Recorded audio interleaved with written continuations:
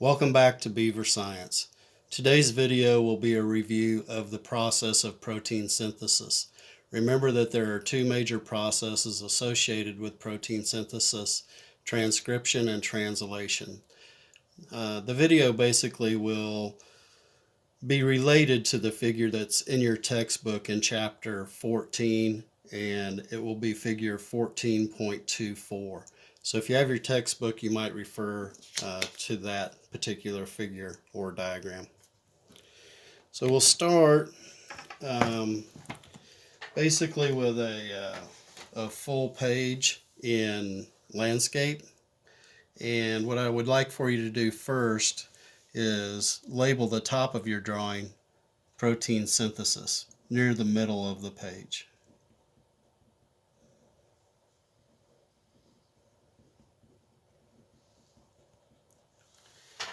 And again, for reference, this is coming from figure 14.24. So over on the right hand side, you might make a notation, figure 14.24. And that's coming out of the Biology in Focus textbook.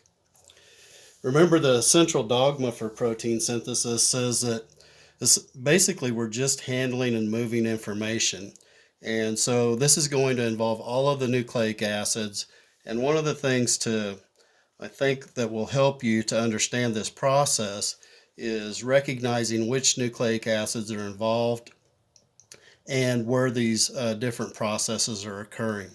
So the central dogma of protein synthesis says that the information starts out as DNA, and then it's transcribed into RNA, and eventually it's going to be converted into our finished product, which is the protein. So we say we go from DNA to RNA to protein. And the two major processes are the two T words. And so this step, or this sequence, going from DNA to RNA, is called transcription. And what we're doing basically is using DNA as a template, and we're transcribing the information off of DNA onto messenger RNA. The second major step is this step where we go from RNA to our finished product, which is a protein, and that's the second T word, that is translation. Transcription happens in the nucleus of the cell.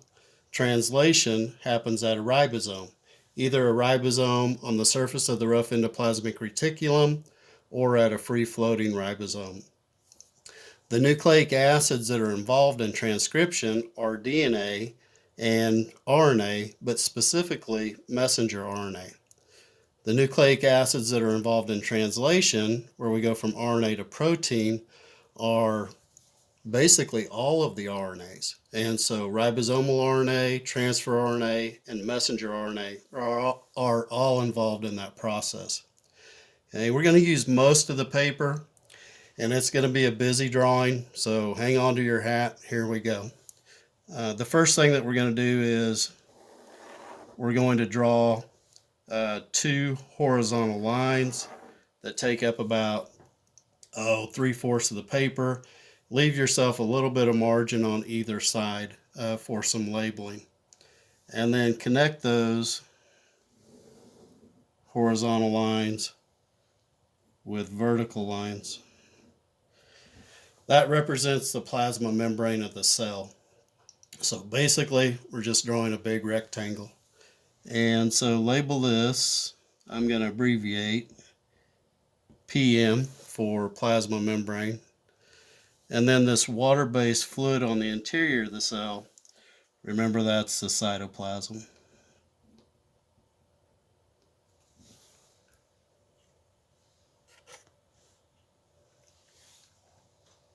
Now this is a eukaryotic cell, and so to make this a eukaryotic cell, we're going to draw a nucleus.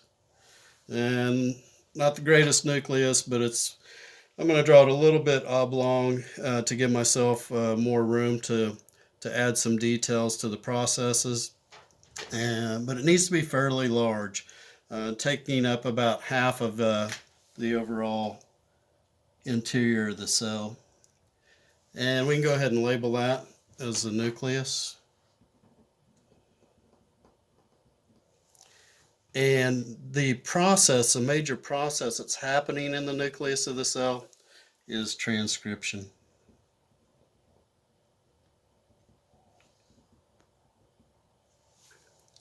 I'm going to pick it up just a little bit. This video will probably be pretty long. It'll be pushing maybe 15 minutes or so, but if you need to slow down or pause it or go back and watch different sequences, hopefully you'll have that capability to do that. We are going to go ahead and add the double-stranded DNA molecule into the nucleus of the cell. And remember that DNA is this double helix, and so I'm going to untwist a little portion of this so that you can see the information and how the information is moving through these processes.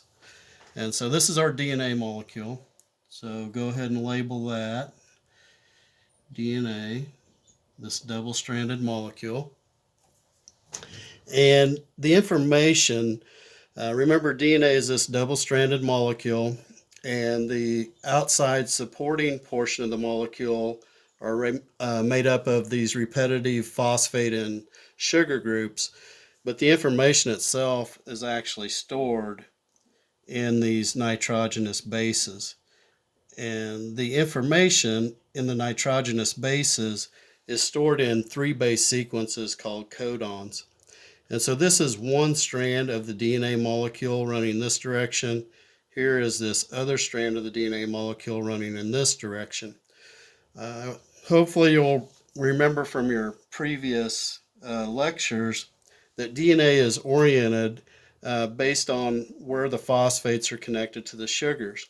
And so if you look at this strand, this is the 3' side of the DNA molecule on this strand. It's running in this direction. If you follow it through over here on the other side, that makes that the 5' side. This side of the molecule is kind of oriented in the opposite direction in terms of 5' being this end, and then if we follow it around and through to this direction, this becomes the 3' side on that. These are our 3 base sequences called codons. Those codons correspond to specific amino acids. And so we will have the complementary codon sequences on the top strand of the DNA molecule.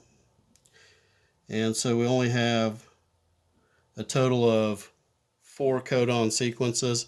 I'm going to give you the nitrogenous base sequences for the bottom strand, which is going to be our template strand, and then I'll kind of slow down a little bit and let you write in the complementary nitrogenous bases on the top strand.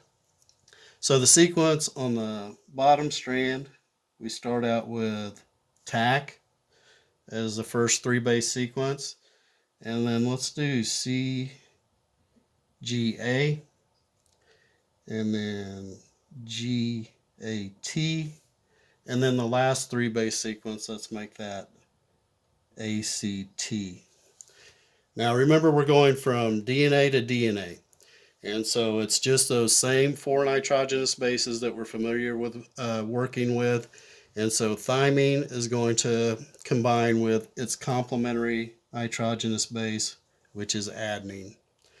Adenine, up here, its complementary nitrogenous base is thymine, and cytosine's complementary nitrogenous base is guanine. So I'm going to slow down just a little bit, and what I want you to do is to build those complementary base pairs up here. And I'll start, and we will just kind of progress down this template strand of the DNA molecule. So cytosine and guanine, guanine and cytosine, adenine and thymine. Guanine and cytosine, adenine and thymine and adenine. And then the last 3 base sequence, it's a little out of alignment, but hopefully you can see this. Adenine is going to combine with thymine, cytosine with guanine, and then So that last one is TGA. All right, the part of transcription, basically what we're doing is we're converting the information from DNA into a strand of messenger RNA, and that information is stored in these 3 base sequences called codons. And so that's our first codon sequence on DNA.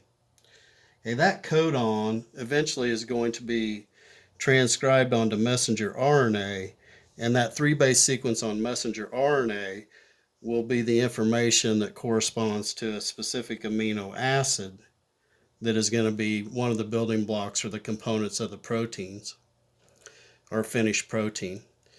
Okay, so this is a codon, this is a codon, this is a codon, this is a codon. Okay, a codon corresponds to an amino acid. This whole portion of the DNA molecule that we kind of have broken apart here so that we can get access to the information on DNA, that is the length of one gene. Okay, and that one gene holds the information for building one protein. Now remember, there would be hydrogen bonds between thymine and adenine, cytosine and guanine, 2 between adenine and thymine, 3 between cytosine and guanine, which causes this twisting or coiling of the molecule. But when we do transcription, we're going to come in and we're going to break those hydrogen bonds, and we're going to break those hydrogen bonds for the length of one gene. That's different than what we saw in DNA replication, where we broke the hydrogen bonds eventually for the entire length of the molecule. One of the things that can happen is that you can kind of get this DNA replication and protein synthesis mixed up. Protein synthesis is a completely different process than DNA replication, so make sure you kind of keep those straight in your head. The enzyme that breaks the hydrogen bonds and helps to reestablish the complementary nucleotide sequences on messenger RNA is called RNA polymerase. So at this point, we will have broken the hydrogen bonds, and now we're going to come in and we're going to build a complementary strand of RNA using this bottom strand as a template. So what we're doing is we're transcribing the information from DNA onto messenger RNA. Remember that in RNA, uracil is going to replace thymine. So all we're doing here is making a strand of messenger RNA. And so this is going to become our messenger RNA. So we can go ahead and label that, please. Okay, so now we're using this as our template. Thymine is going to combine with adenine. Now we're going from DNA to RNA in this situation, and so if you have thymine on your RNA, you're messing up, because remember that thymine is going to be replaced with uracil. So now the complementary base from adenine on the DNA molecule going to messenger RNA is going to be uracil. And then cytosine, that never goes away, it never changes. And so these are the complementary nitrogenous bases on messenger RNA for this strand of DNA. And we're moving down from the 3' to the 5' direction. So I'll let you guys go ahead and build those in. I'll slow down just a little bit and give you a chance maybe to get caught up and maybe even get in front of me a bit. So cytosine is going to combine with guanine, guanine with cytosine, and here we've got an A, so slow down a little bit and be careful. That's going to be uracil now. So essentially, anywhere you have thymine up here, that's going to be replaced with uracil down here. So keep an eye on those as you go. Guanine and cytosine, adenine and uracil, thymine and adenine. And then here is the last 3 base sequence, which is U, G, and A. All right, so now essentially we've copied our gene from DNA onto messenger RNA. A couple things just to point out. This first 3-base sequence, AUG, it's always the same. And this signals, when it gets out to the ribosome, this signals the ribosome that it's time to start the process of building the protein. So AUG is what we call the initiator.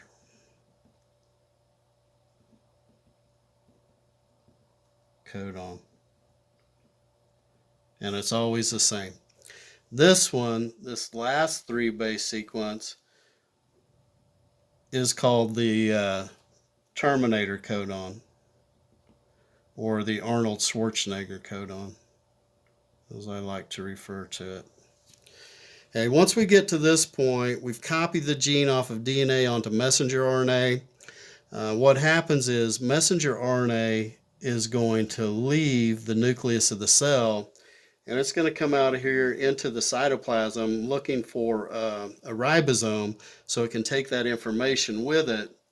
And then the ribosome is going to help with that second process, major process that happens out here, which in the cytoplasm at a ribosome, which is translation. Okay, and so once we get to this point, messenger RNA leaves the cell, leaves the nucleus of the cell, comes out here into the cytoplasm, and we have really finished up transcription. And now we will be moving on to the second major process, which is translation. And messenger RNA is going to bring that information with it. And I think we'll stop there. And when we come back, we'll pick up with this same video and we'll look at the process of translation.